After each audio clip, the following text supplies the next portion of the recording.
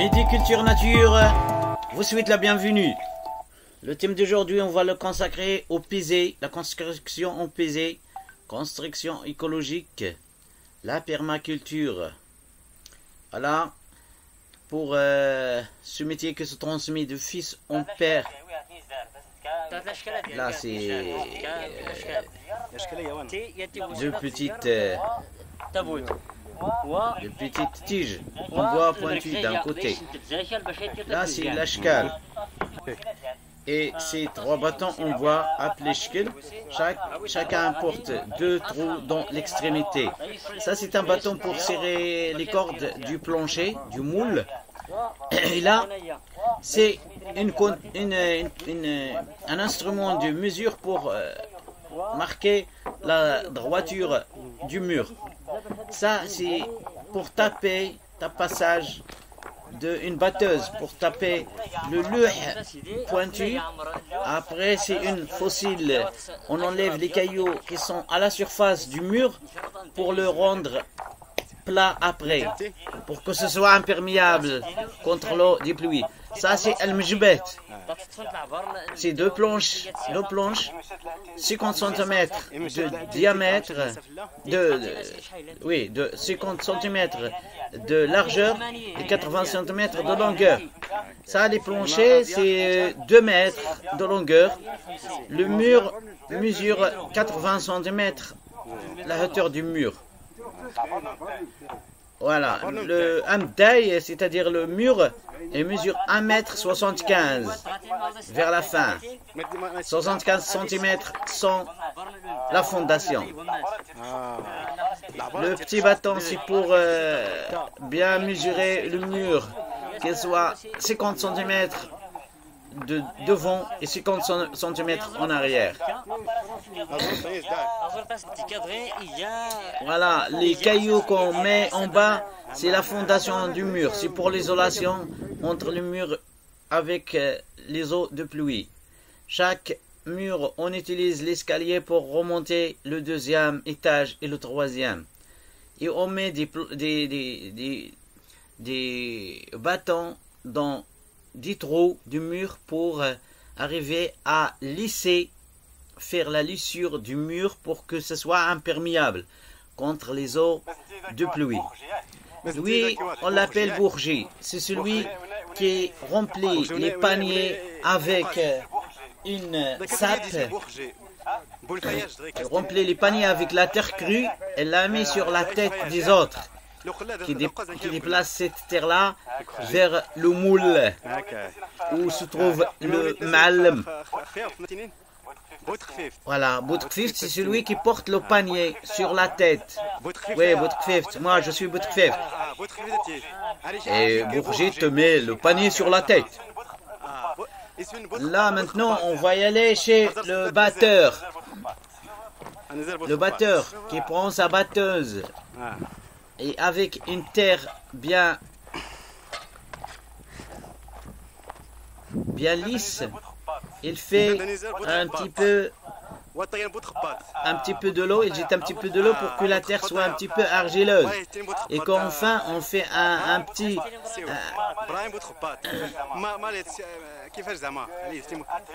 Oui, on prépare le mur pour que les eaux de pluie ne pénètrent pas dedans.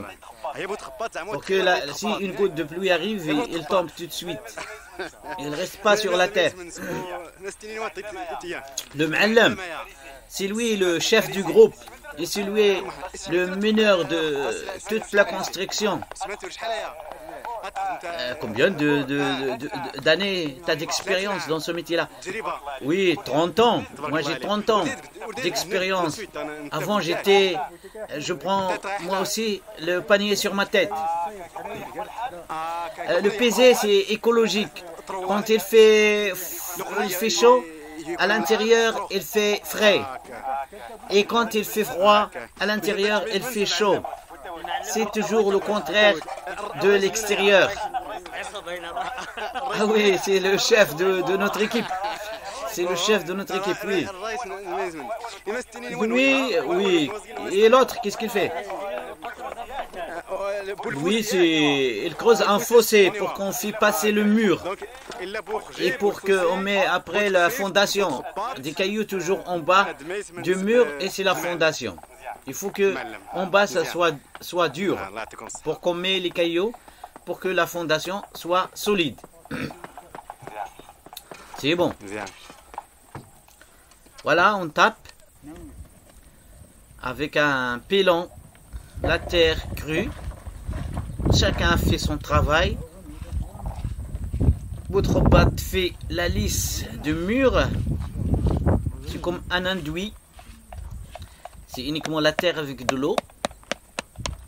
Et le ma'allam fait bien tapasser la terre pour que le mur soit solide. Et votre kfift, celui qui porte la terre crue dans des paniers sur sa tête, ramène cette terre-là, quelquefois loin. Il faut qu'elle marche un peu pour arriver au moule. Pour fermer les trous de la fondation, quelquefois on utilise un petit peu de ciment pour empêcher les choses entrer à l'intérieur, soit des insectes, soit des petits reptiles, soit. Donc le mur on le met pour entourer une place de la prochaine construction, prochaine maison, on pesait, j'espère très bien. Un escalier toujours aussi pour amener vers le deuxième mur. Ou le troisième mur. Là, c'est le troisième mur. 75 cm. Donc là, c'est la hauteur du mur arrive presque maintenant à 2,30 m.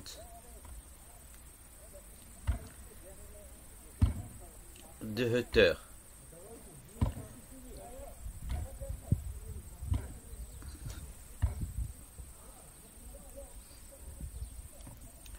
Et le travail continue.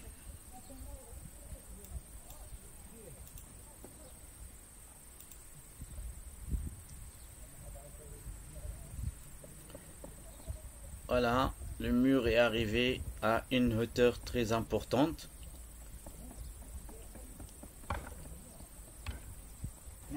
Dans ce climat semi-aride à la vallée du Dadès.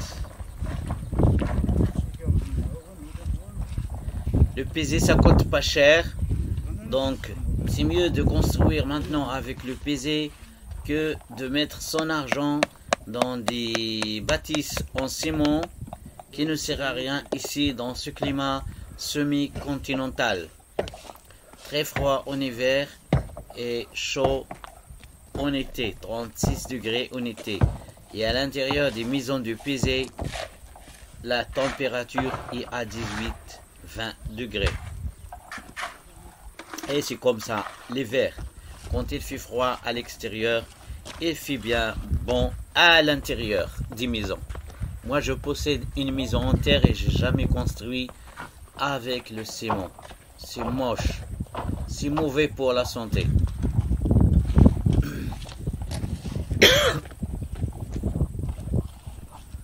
Voilà. C'est quelquefois le matériel moderne ne sert à rien.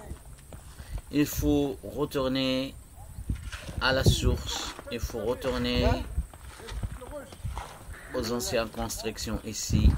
C'est plus écologique que les autres matériels qu'on utilise. La construction au pesé, ça vient aussi, ça entre facilement dans l'environnement. Ça gâche pas le paysage des villages, les kasbahs, les ksours. Et maintenant, il y a des gens qui reviennent pour construire avec le pesé, la terre crue, les briques en pesé, surtout avec maintenant une montée d'habitat écologique, tourisme écologique ici dans le sud. Et les gens construisent bien des maisons d'hôtes écologiques. Il y a aussi des individus qui veulent construire leur maison avec cette façon-là. Donc, les gens qui sont conscients de la construction en pesée savent bien c'est quoi la construction en pesée. C'est de l'énergie positive aussi. Et on se sent bien à l'intérieur d'une maison en pesée. Je souhaite que cette vidéo vous plaira. N'hésitez pas à nous encourager et abonner à cette chaîne pour qu'on vous cherche et on vous transmettra des choses de la permaculture, des choses authentiques qui existent chez nous dans cette région du Maroc. Je vous salue. À très bientôt.